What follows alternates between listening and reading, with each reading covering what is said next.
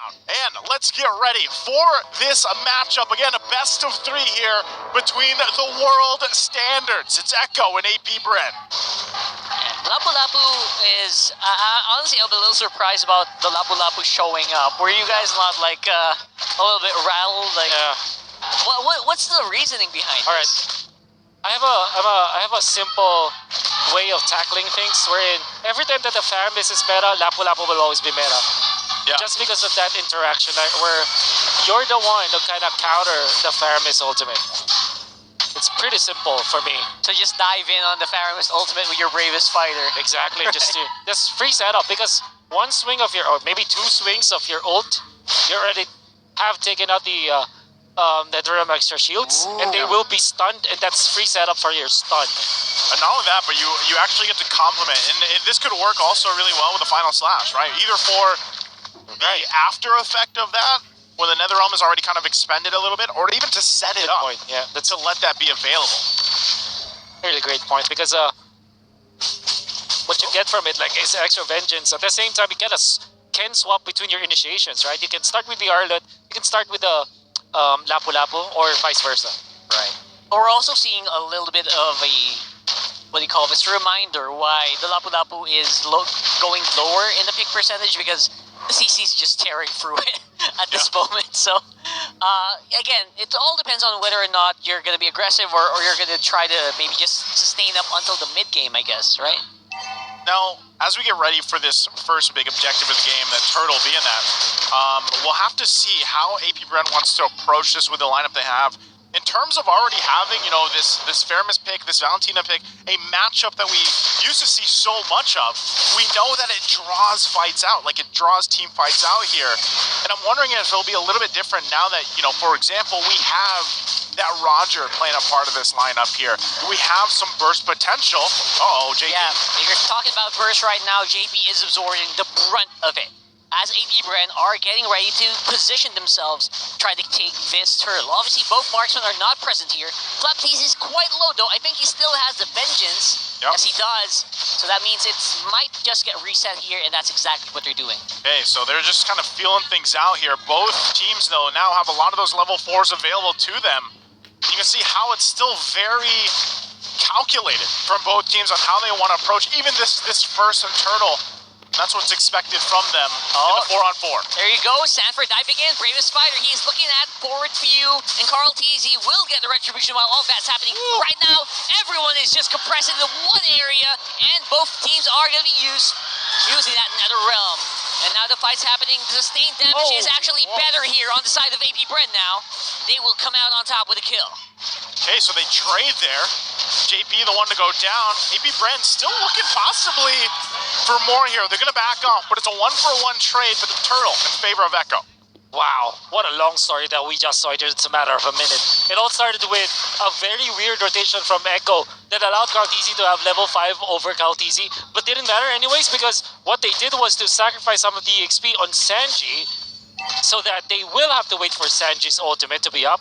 And they also took so much time resetting the Lord that Kaltizi caught up when it comes to the XP. Eventually, Sanji nailed a wonderful Netherrealm on his own, and JP with initiation. It's like a very long movie that we've seen in just a matter of seconds. Yeah, and that's what I was mentioning earlier, right? Like, that's what the Faramis Valentina matchup is known for. Yeah. It's those long exchanges, and they really draw things out. So when you take that into consideration in the hands of teams like this, like Echo and apbren, you're going to see a lot of this kind of micro play come into these fights, and that's where you really want to be able to pay attention, because it's all about the timing on how they expend that, especially with Sanji having the Netherrealm himself over from Few. So, again, as things kind of get situated here, there's not going to be anything drastic happening so far, because that's just how these two world caliber teams are going to play it out until eventually, if you look at it statistically, apbren has been known before that first Lord to really go and try to force a play, make a play, and that's the swing for them. Now, Echo, on the other hand, they like to just kind of go for it sometimes, even early on. And that could possibly be what they do here. They're going to poke down a little bit for Kyle TZ, but still, Turtle now up. Take a look at the positioning here for both teams as well. Start it up. gold lane is still waiting patiently, but look at the pressure from Flap. Yeah, it's up top. It's really good right now. Obviously, we're seeing basically a free turtle here for Echo, but yeah, Bren's getting a lot on the map as well. So it's basically they're trying to nullify each other on the macro scale of things. Yep. This is where we start to go for trades, and this is probably why people are looking at the meta in the Philippines. Why it looks quote-unquote boring? Because sometimes teams have understood their power spike so much that in that case, like the slight advantage that Echo has when it comes to EXP as well as damage, because they got the first turtle, apbren already decided we cannot fight second turtle with just trades, so they even up. It's just all trades. That's part of the reason why teams, or why viewers look at the Philippines and say it's boring. It's because of the better understanding of the macro game that you just trade off. That's true. No, that's what I was saying. It's really a disciplined approach as a region as a whole, right? It is. Now, if you're a viewer and you're watching some of the other regions, it's fun to watch all these clashes here and there. It gets a little messy, and you're like, oh, that was exciting. But also, there's a whole other level to it where it's exciting looking at how they approach teams like this, approach these objectives, because we don't. Let's be honest. We all know that objectives win the game. Right? That's what it is. Yeah. And the same can be said when you look at the disciplined approach towards the objectives. Yeah. These teams also take the disciplined approach to team fights. Yep. So even the team fights, for the most part, are not messy. Exactly. And some people just construe that with messy as entertaining. Exactly. Well, it depends how you look at it. Depends how you look at it. That's why I really like our international restreamers. Big shout outs to Trex. Trex is entertained by this kind of gameplay. Yeah. Oh yeah. And another restreamer named Mirko. Who's Mirko? Who's Mirko? He likes something that starts with Viva and ends with Max. So shoutouts to Mirko. He's also restreaming right now. He's bored about this stuff because he's a messy player, He is. I've seen him jungle. Yeah. Shoutouts to Mirko. What's up, Mirko? Shout out to all the restreamers here as part of the English broadcast. Now, once again, Turtle's going to be up here. Third one of the game. apbren going for a fight. Oh man, JP's dancing in and out of these ones, and he has to use that flicker to basically survive. Right now, though, Sanford, he's not done. Trying to get that fight started, and bullets are flying everywhere. Both teams flying under the Nether Realm right now, and healthier HP bars belong to apbren. TZ, he doesn't really have that much sustain left anymore. Ultimate's already used up here, and Flap TZ, he's yo-yoing himself into the fight. Benny Cutie still got some firepower without Lycan Pounds, and it looks like it is going to be, feels like even Stevens for some reason. At the end of the day, it looked really good. It looked good though. It looked good, right? And Sanji was very disciplined. I gotta say, big props to Benny Cutie. Very clean gameplay from the Roger, taking advantage of the Lycan Pounds, and also the way that he switches between range and melee mode, as he's able to just kite through the members of apbren. It looked really bad for Echo, but he kind of salvaged it. Nevertheless, I think it was Kyle TZ as well as Owen that really made this look good for apbren. The way that they are kiting, look at that in and out. You're looking at apbren. In and out of the fight. Eventually, Kyle TZ goes down. And this could have been very bad for apbren, but they dodged it in the end. Good clash from both teams. Yeah, that could have been so much worse. It looked really bloody. At the same time, people were juggling HP bars between each other. You know how that's just, one of your stickers will say this, and that was a masterclass of how the team fight. Yeah, it was. And real quick, as we get ready for the next objective here, items, how's it looking, Wolf? Okay, so one thing that really shocked me was the choice from Benny Cutie. And this is Impure Rage, Roger. We saw earlier it was the Marksman emblem.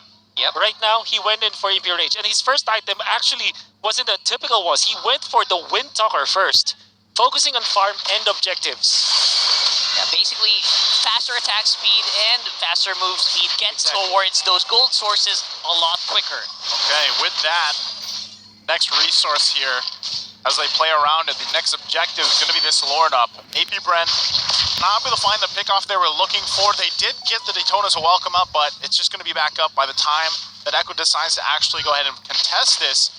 But you still see the focus on the map, especially from Flap here on the bottom side now with the CC pushing there as he goes and grabs that. So they get another turret to work around with. And right now, apbren has to decide how they want to approach this. They still don't have a clear go signal on taking this Lord. So they'll just kind of wait and feel things out. Either of these teams, if they can get the mid turrets down the tier 1s, that would help them a little bit more. But right now, it's a stalemate. Yeah, obviously, the CC really does command that you look at the map, or else you will lose a big chunk of these turrets. Right now, though, we're seeing a Flicker already used up. Sanji already used up a lot of what he has in the barrel. It's still going to be happening here. Fight erupting in few already. Going to be taken out. Flicker is used by Sanford. Nice dodge here. Tries sidestep, and Vengeance on the CC means that it will be a disengage for apbren. It looked really bad for Echo, but they came out on top. Great response there in that poll even. Still going. Oh, they're still going. They're happy to throw out this final slash here, knowing that Few actually does not have the Flicker available, or the Purify available rather. And now it's going to be Flap. TZ suffering here. The sustained damage here from Echo is just, it's really hard to stomach. And of course, they're not done. Sanji with a re-engage as well. The final slash is already back up, and they are taking bodies right now. Kaltizi looking for someone to hit with the Appraiser's Wrath, but no one's home. Marco, okay, he's going to survive, but holy moly, Echo comes out swinging, getting multiple members of apbren, and that's their go signal now for this Lord. Yeah, apbren just bit off more than they can chew. Few was already tagging so much, and even after Popsy's ultimate, Flap TZ went in for the fight. He smelled blood, and he went for it. He got baited by the bubble of Echo. And then eventually, you can see Sanji just toying with death. We're gonna see it. Look at this. Now, look at how composed he is. He goes back even with a sliver of health, knowing that he can take out Ogwin. And what a final slash coming out from JP. Eventually followed up by Carl TZ. They're wonderful out there. Now, they stop the Appraiser's Wrath. That could have been disastrous for them.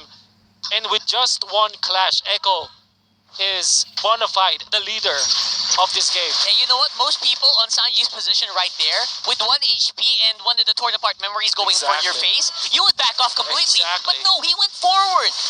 That was beautiful to watch. That's just the confidence that the former world champions will have here. Again, going against the current world champions. So right now, apbren going to deal with this Lord. Should make quick work of it. The big question is how much space advantage does Echo get out of this play? And we'll see that in just a bit as they make their way for the resources here of apbren.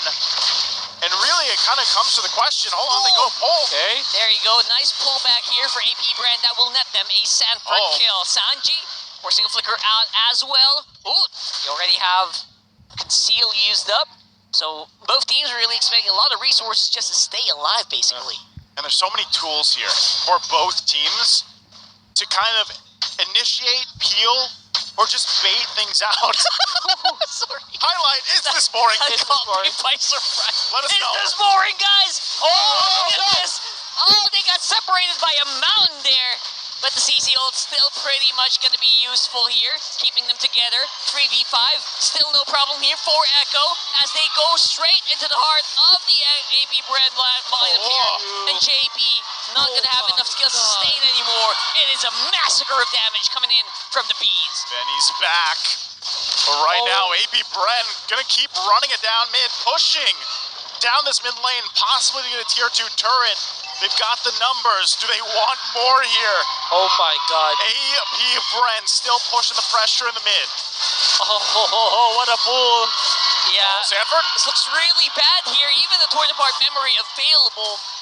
Oh my goodness. I don't know what you noticed, Wolf, but you were just going insane. Wolf is breathing because he's so bored. Are you bored, Wolf? Are you bored? Are you not entertained? Are you not entertained, everyone? Yeah, man. I may not have my wisdom teeth anymore, but my can't hold this anymore. Because Flap TZ lost the fight for apbren in the previous team fight. Like if you basically lost the Lord for Echo. Yeah, I mean for apbren, and gave it to Echo. But then in the last fight, you saw how well he managed to zone out the members of Echo. So basically, he zoned out 2 members because of his ultimate, and that allowed apbren to isolate Carlteasy. And then, because of the pool that you get from Few, Carlteasy doesn't have any of his teammates anymore because they were zoned out by Flapteasy. And that was a beautiful, I don't know actually if Flapteasy meant for that ultimate to go that way, where there's a mount that separates 2 members of Echo and they're practically stunned, both of them, because they cannot move away from each other. I don't know if that was intended, but that was the result. They zoned out Carlteasy because of that, isolated Carlteasy, which meant that apbren took 3, and now they have gotten the lead back again. Well, with that, lead or not, apbren gonna go ahead and start up this Lord to take it on their side here, but Carlteasy has the information he needs as well. Big item pickup for Super Marco. Sanji doesn't have an ultimate yet. He's got to hold on and find the right one here, but take a look at the positioning. Lord's going to go through this phase for a while until they punch it in. Ogwin, though. Yep, nice pullback there. Carlteasy going to be using up the CC immunity of the Barretts just to try to stay alive, but look at that. Sanji's going to be the one who's caught here by the yo-yo blitz of Flapteasy. I think he still has the curry call available already. Used it up, making sure that Echo can't get out of this fight anymore. Now the fight's happening right now. HP are still very much healthy here for apbren, who have maximized the use of the Nether Realm. And now it's going to be JP falling. Oh man, it's only Benny Cutie. apbren, we don't even need the Lord. They say, let's push it down the mid. And it's Benny Cutie against apbren. The Orcas are going to be the one. Make sure to click that goodie bag on your base, on your TikTok app, as they are going to be walking and making short work of that base inside. It's 1-0 for the world champs.